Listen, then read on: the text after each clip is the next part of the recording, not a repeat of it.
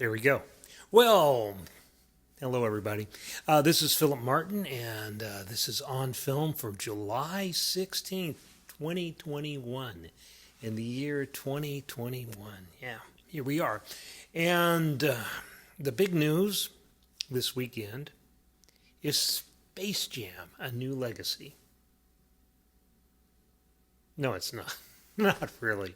I mean, I really think this is a little bit more like the glorified Tom and Jerry cartoon that came out earlier this year than it is anything else. As far as it goes, I don't hate Space Jam. I really like LeBron. I would have liked to see him do something different than this, but I understand that Warner Brothers is doing. They're looking for a big hit and they want a big family friendly movie. I don't quite understand what this is for, and I don't quite understand their strategy here, in that we really tried to get a review copy to see a screener and review it, which I don't know. I don't know if that helps them, but it's sure not going to hurt them if we write, a nasty review of it. I mean, it's just not going to. And it is going to be out on HBO Max and, in theaters today. And people are going to write about it. It's not going to be, a secret movie that. But I just don't get this, marketing strategy of not showing your big movie to the press. When it's perfectly okay if you don't want to. I mean, you're under no obligation to do that, I don't guess. In fact, if we really want to go back to it, what I'd really like the model being entirely different. I really wish we didn't concentrate so much on opening day reviews. I really kind of wish that we were back in the 40s and 50s, and we would run the review a week or two after the movie opened. And we wouldn't review every movie, of course, and we wouldn't, probably mess around with something like Space Jam, except as, there are reasons to write about it, but it's more a business story. It's more a story about the maturation and evolution of LeBron James as a business person, I think, than it is about anything that a movie critic would care about. I also think you have a Looney Tunes kind of story there, an essay about how Looney Tunes is being exploited, and just the way it's changed, and just the way that the market works on our culture. I do think there's interesting things about it, but I don't think that I can sit there with a straight face and say that I really think that anybody needs to see Space Jam. If you want to see it, fine. You want to see Don Cheadle hamming it up, you want to see LeBron as a cartoon character, that's fine. And, if it's something that your kids like, well, okay. I don't have any brief against the damn thing. I just, like I said, I don't understand why it's so hard to see it. It came out in Australia like last week or 2 weeks ago, I think. I don't know exactly. And the reviews are in from Australia, so I can look at the reviews from Australia, and I quote them in my new movies column. And, I think it's a little bit, heavy-handed to slap something like this around, because why?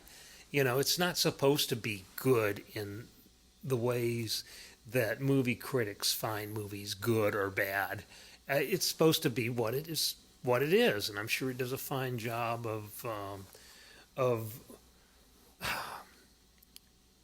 brand proliferation and synergy and making connections between the stars and the corporations that are driving this thing. And I really shouldn't worry about it. I worry about it because of your expectations, the expectations of everybody out there. And maybe I shouldn't even have those anymore, because nobody really tells me what to do as far as our movie section is going. I don't get notes on it, which is really nice. It's really a very privileged and, kind of cool situation to be in, that we can just put this thing out every week. And no one's going to really say, well, why didn't you do this? Or why did you do that? And why didn't you do this? And this doesn't fit with what you're supposed to do. And so, that's really grateful. I'm really grateful for that situation. At the same time, I can't help but be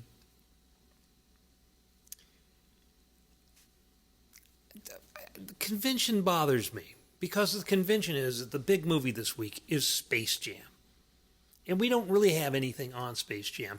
If we had room, I did find an OK Wire story about it that we may or may not have at the section because we haven't gotten down to the shopping time where we get rid of stuff that we don't have room for. So it's on the schedule. It's on our budget to have that in there. So there may be... Yes, here we go. It's been a while since we've had a visitor, but anyway, we do. And I'm just going to keep talking through this because I don't want to do this again. Anyway, so Space Jam is the movie. But it's not the movie for us because we didn't see it. And you can't really write about movies you haven't seen, though I know people try to. So what are we going to do?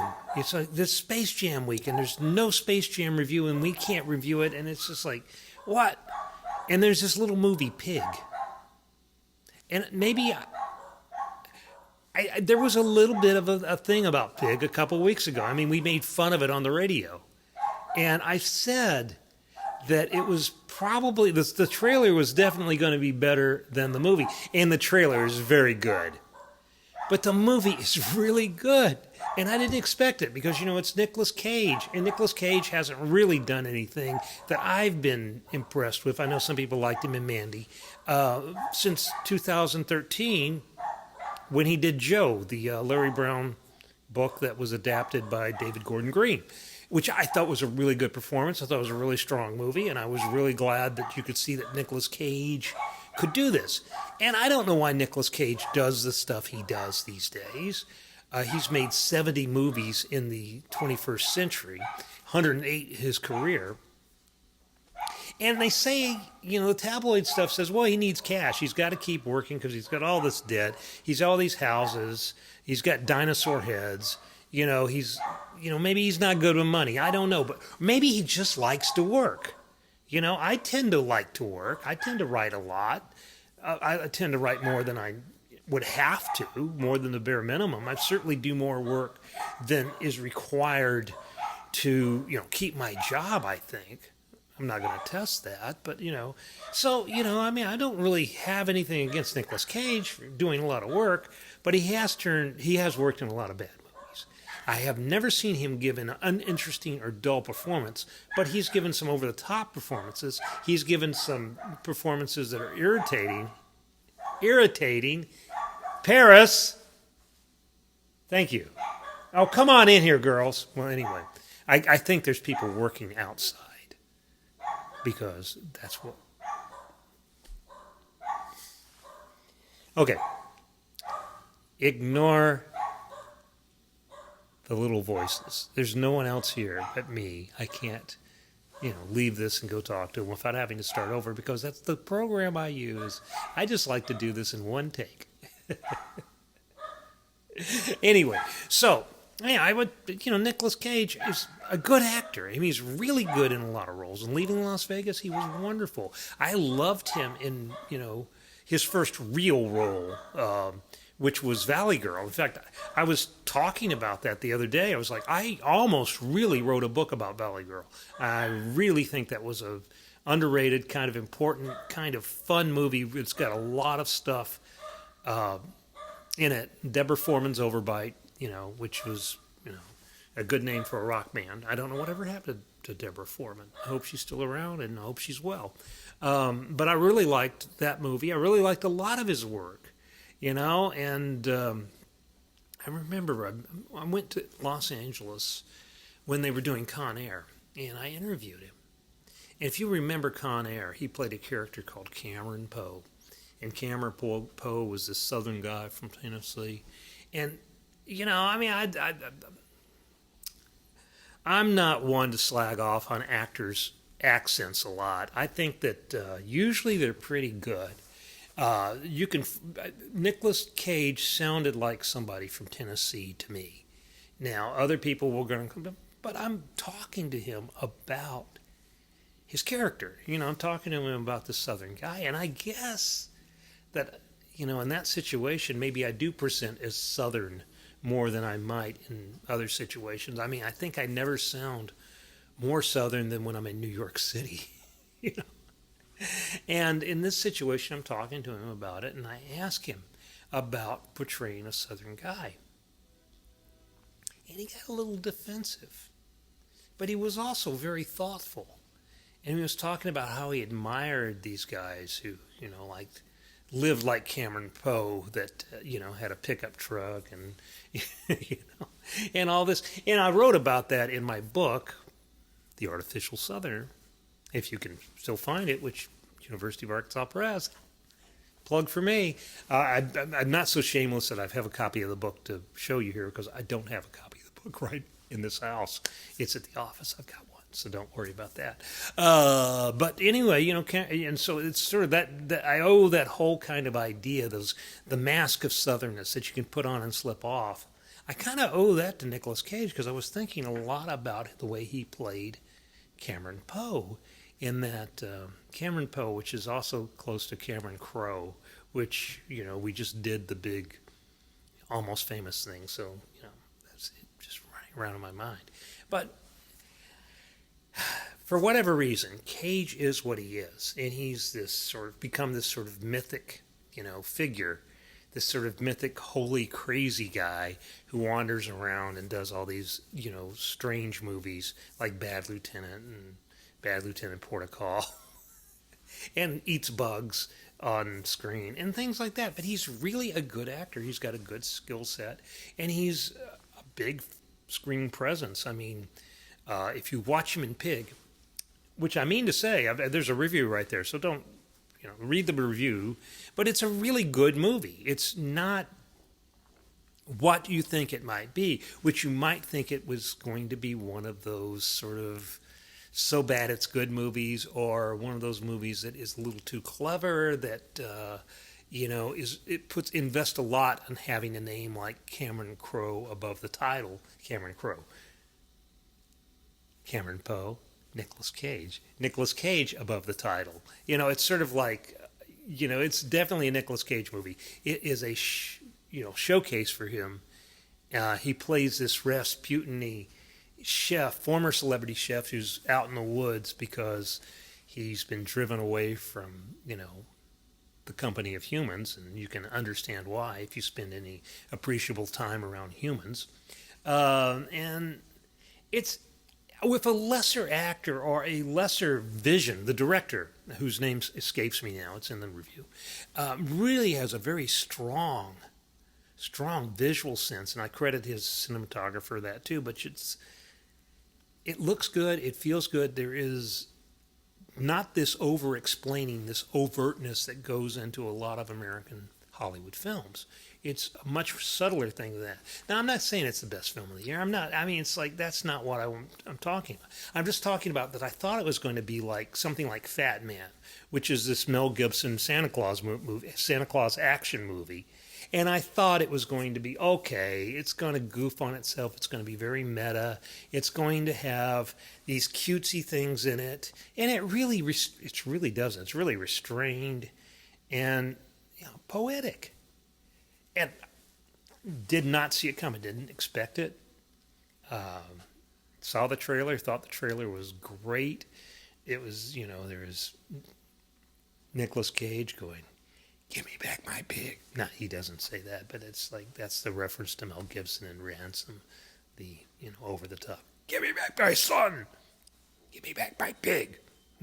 That's the sort of thing I thought it was going to be, which is why you watch the things before you write about them, even though some people don't. I'm not going to.